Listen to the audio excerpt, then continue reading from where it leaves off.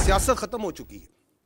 अब उसका जो बयानिया है वो पाकिस्तान की नेशनल सिक्योरिटी को थ्रेट बन चुका है, जिसके नज़दीक उसकी ज़ात और उसकी ख्वाहिशात रियासत पाकिस्तान से बढ़कर हैं।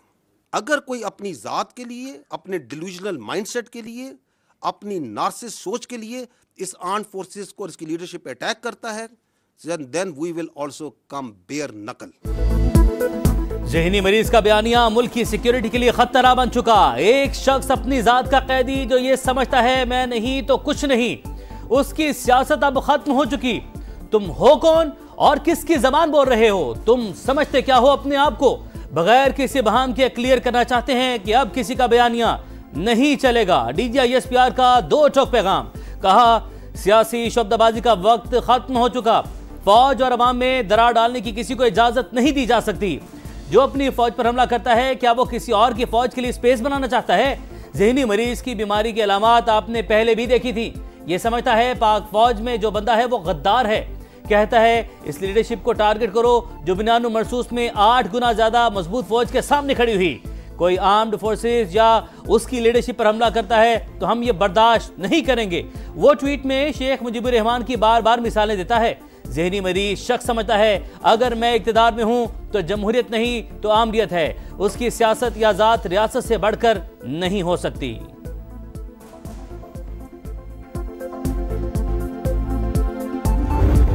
ज़हनी मरीज है यहाँ बैठ के जो है ये सारी बातें कर रहा है अफवाज पाकिस्तान के खिलाफ। असल बयानिया किसने दिया? उस ज़हनी मरीज ने जिसने वो पहली ट्वीट की। और अब घुसता है इनका सबसे बड़ा फैसिलिटेटर इंडियन मीडिया। ये क्लूजन है कि हम इधर से बयानिया बनाएंगे, आप इसको उठाएंगे, क्योंकि आपका और हमारा मकसद एक है, हमारा दुश्मन एक है, पाकिस्तान की अफवाज, उसकी लीडरशिप। असल बयानिया ज़हनी मरीज ट्वीट करके देता है, फिर बेनामी अकाउंट्स इस बयानिए को आगे फैलाते हैं। ब्रीफिंग के दौरान फेक अकाउंट्स बेनकाब। तर्जुमान पाक फौज ने तफसीलात दिखा दी। बताया रॉ के अकाउंट्स उनके ट्वीट और बयानिए को रिपोस्ट करते हैं। खारजियों का सहूलतकार अफगानी मीडिया भी इस बयानिए को फैलाता है। इसके बाद इंटरनेशनल मीडिया भी इस बयानिए को उठा लेता है। न सिर्फ सोशल मीडिया अकाउंट्स बल्कि भारतीय मीडिया भी इनको चलाता है। उस्मा खान भारतीय मीडिया पर बैठकर PTI को हमला करने का कह रही हैं। वजीर आला KP की गुफ्तगू इंडियन मीडिया पर चल रही है। CDF के नोटिफिकेशन पर झूठ का एक सैलाब था। क्या ये आज़ादी इजहार राय है? इनकी पार्टी से पूछें तो कहते हैं कि हमें नहीं पता बयानिया कहां से चलता है, पता नहीं कहां से इनके जहनों में ख्यालात आते हैं। वाज़े किया कि पहले अपने बच्चों को फौज में भेजो फिर बयानिया बनाना।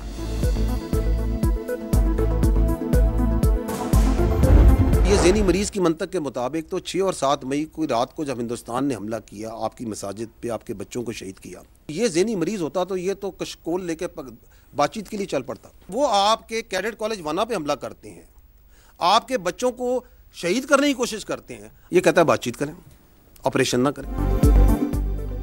दहशतगर्द बच्चों को शहीद कर रहे हैं, ये कहता है उनसे बात करो। ये तो कहता था कि खारजियों का पेशावर में दफ्तर खोल दें। बातचीत का बुखार तो इनको पहले से था। लोगों को ऑपरेशन के खिलाफ उकसाता है। ये अवाम से कहता है कि हंगामे करो। तर्जुमान पाक फौज की ब्रीफिंग। कहा जब भारत ने हमला किया ये होता तो कशकोल लेकर चल पड़ता कि आओ बात करते हैं। उन्होंने ये भी कहा था कि फौज लड़ नहीं सकती, लेकिन फौज ने लड़कर दिखाया। क्या पाकिस्तान की सिक्योरिटी की गारंटी काबुल से मिलेगी? हम हक पर हैं और हक पर ही रहेंगे। हमने इस रियासत के तहफ़्फ़ुज़ की कसम खाई है। रियासत सुप्रीम है और हम उसका हिस्सा हैं।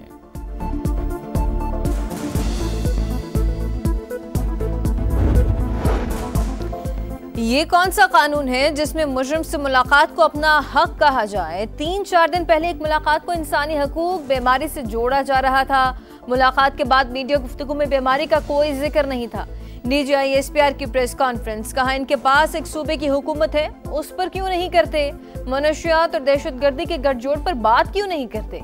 सियासी सरपरस्ती में दहशतगर्दों की सहूलतकारी की जाती है। क्राइम पॉलिटिकल गठजोड़ के खिलाफ जो जाता है उस पर हमला हो जाता है। ये एक टेरर क्राइम नेक्सस है जो ये मनशियात, नॉन कस्टम पेड गाड़ियों, अगवा बराए तावान और बेतहाशा चीजों पर मुश्तमिल है। दहशतगर्दी से छुटकारे के लिए नैब के 14 नुकात पर अमल दरामद लाजमी है। गवर्नर राज का फैसला हुकूमत का होता है, हमारा कोई लेना देना नहीं। अफवाज पाकिस्तान की कमान में बड़ी तब्दीली। फील्ड मार्शल आसिम मुनीर मुल्क के पहले चीफ ऑफ डिफेंस फोर्सेस बन गए। सदर मुमलिकत की मंजूरी के बाद वजारत दिफा ने नोटिफिकेशन जारी कर दिया। बैक वक्त आर्मी चीफ और CDF का ओहदा संभालेंगे। चीफ ऑफ डिफेंस फोर्सेस की तैनाती 5 साल के लिए होगी। एयर चीफ जहीर अहमद बाबर सिद्धू की मुद्दत मुलाजमत में 2 साल की तोसी। इतलाक 19 मार्च 2026 से होगा। नोटिफिकेशन जारी। सदर मुमलिकत का चीफ ऑफ डिफेंस फोर्सेस और सरबराह पाक फजाइया के लिए नए ख्वाहिशात का इजहार। वज़ीर-ए-आज़म की भी फील्ड मार्शल आसिम मुनीर को मुबारकबाद। कहा, चीफ ऑफ डिफेंस फोर्सेस की तैनाती जदीद जंगी तकाज़ों से हम आहंग, मुल्की दिफा और तरक्की के लिए तमाम इदारे मिलकर काम करेंगे। एयर चीफ के लिए भी नए ख्वाहिशात।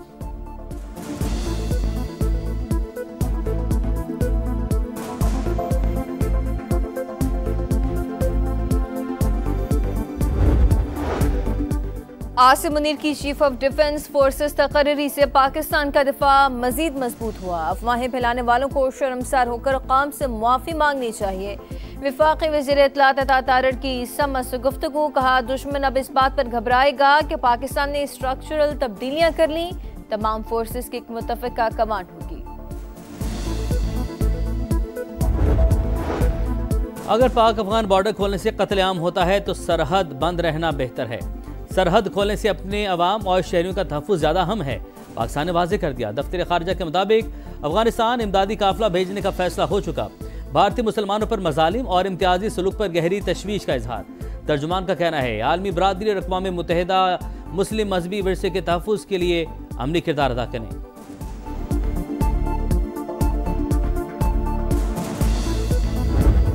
तरमीम के बाद चाहे वो सेहत का शोबा हो, चाहे हमने वाज़े तौर पे साबित कर दिया है कि हम वफाकी हुकूमत से बेहतर ये इदारा चला सकते हैं।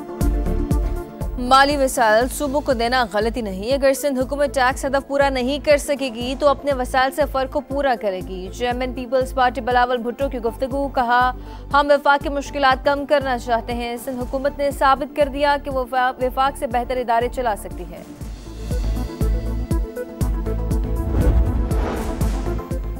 आए बैठ कर बात करें। हुकूमत की पार्लियामेंट के फोरम पर भी PTI को मुज़ाकरात की पेशकश। सेनेट में खिताब करते हुए राना सनाउल्लाह ने कहा, जमहूरियत डायलॉग से आगे बढ़ती है, डेडलॉक से नहीं। PTI जिनसे बात करने की ख्वाहिशमंद है वो राजी नहीं। बानी से मुलाकात के बाद जो गुफ्तगू की गई वो भी सबके सामने है। किसी कैदी को रियासत के खिलाफ इकदाम के लिए मुलाकात की इजाज़त नहीं दे सकते।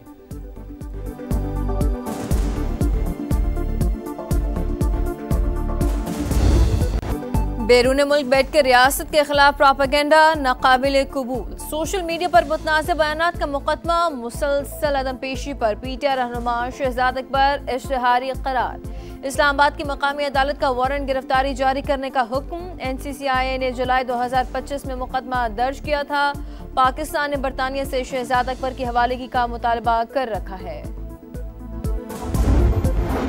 खैबर पख्तूनख्वा शुमाली इलाका जात के ज़राए मवासलात की बेहतरी के लिए बड़ा इकदाम। शाहराह कराक्रम के मुतबादिल मानसहरा, नारान, झालखंड, चिल्लास मोटरवे जैसी शाहरा का मनसूबा। वफाकी वज़ीर मवासलात अब्दुल अलीम खान की ज़ेर सदारत NHA इजलास में अहम फैसले। कहा, नई 4 रोया शाहरा N15 की तामीर इनकलाबी मनसूबा होगा।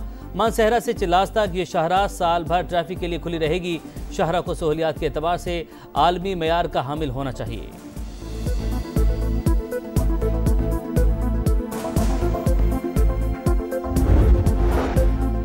जाली दस्तावेजात पर बैरून ममालिक जाने वाले मुसाफिरों के खिलाफ शिकंजा सख्त। जाली वीज़ों के धंधे में मुलव्विस एजेंट माफिया के खिलाफ क्रैकडाउन का हुक्म जारी। वफाकी वज़ीरा मोहसिन नकवी और चौधरी सालिक हुसैन की ज़ेर सदारत खुसूसी इजलास। मुसाफिरों की सहूलत के लिए इमिग्रेशन सिस्टम में इस्लाहात करने पर इतफाक।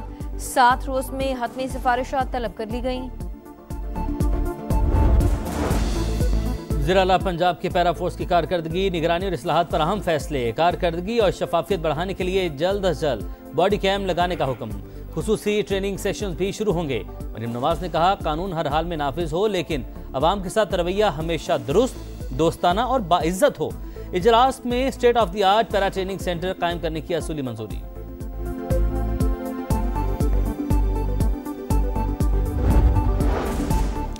कराची की हर सड़क पर पब्लिक ट्रांसपोर्ट चलेगी। चाहते हैं पुरानी बसों को बंद करने से पहले मुतबादल दें।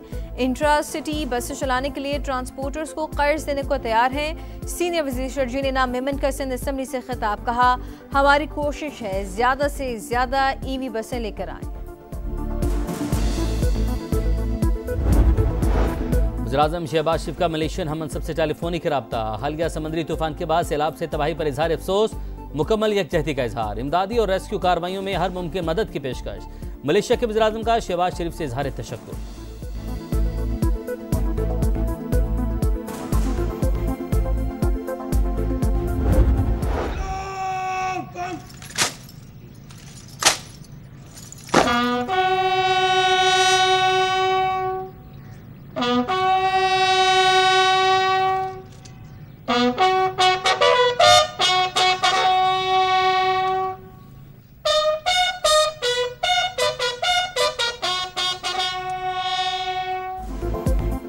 जुर्रत और बहादुरी की लाजवाल दास्तान। 1971 की जंग के हीरो मेजर मोहम्मद अकरम शहीद निशान हैदर का 54वां यौम शहादत। जहलम में दुआएं तकरीब हुई, मज़ार पर फूल रखे गए, फातह खानी की गई। पूरे कौम को मेजर मोहम्मद अकरम शहीद की अजीम कुर्बानी पर फख्र है, जिसे हमेशा याद रखा जाएगा। मुसल्लह अफवाज का खिराज अक़ीदत।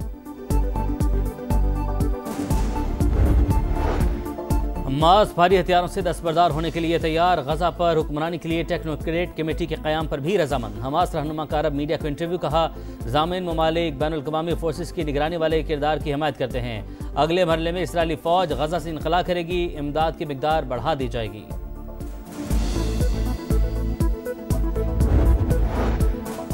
भारत में पायलट्स को परवाज़ों में 2 दिन का वक्फा देने का फैसला गले पड़ गया। भारतीय एयरलाइंस की 500 से ज़ायद परवाज़ें मनसूख, सैकड़ों ताख़ीर का शिकार। एयरपोर्ट्स में मुसाफिर शदीद परेशान, 10 फरवरी से पहले बहरान हल नहीं कर सके। एयरलाइन इंतजामिया ने हाथ खड़े कर दिए। अमेरिका में 30 से ज़ायद ममालिक पर सफरी पाबंदियां ज़ेर गौर। होमलैंड सिक्योरिटी के सरबराह क्रिस्टी नियोम की तस्दीक। उन ममालिक पर सफरी पाबंदियां आयद होंगी जहां हुकूमतें अदम इस्तेहकाम का शिकार हैं। सेक्रेटरी होमलैंड सिक्योरिटी का फॉक्स न्यूज़ को इंटरव्यू, कहा जो ममालिक अपने शहरियों की जांच पड़ताल नहीं कर सकते, हम उनकी जिम्मेदारी क्यों उठाएं।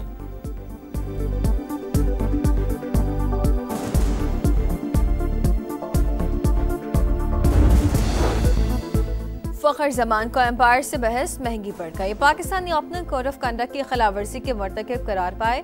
मैच फीस का 10% जुर्माना आए। 1 डीमेरिट पॉइंट भी मिल गया। ओपनिंग बैटर ने तीन मुल्की टूर्नामेंट के फाइनल में ज़ाब्ता अखलाक की खिलाफवर्जी की।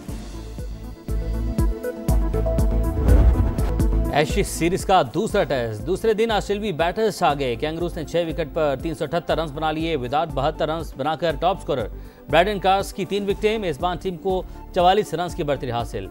इंग्लिश टीम पहले इनिंग में 334 रन पर आउट। जो रूट 138 रन बनाकर टॉप स्कोरर रहे।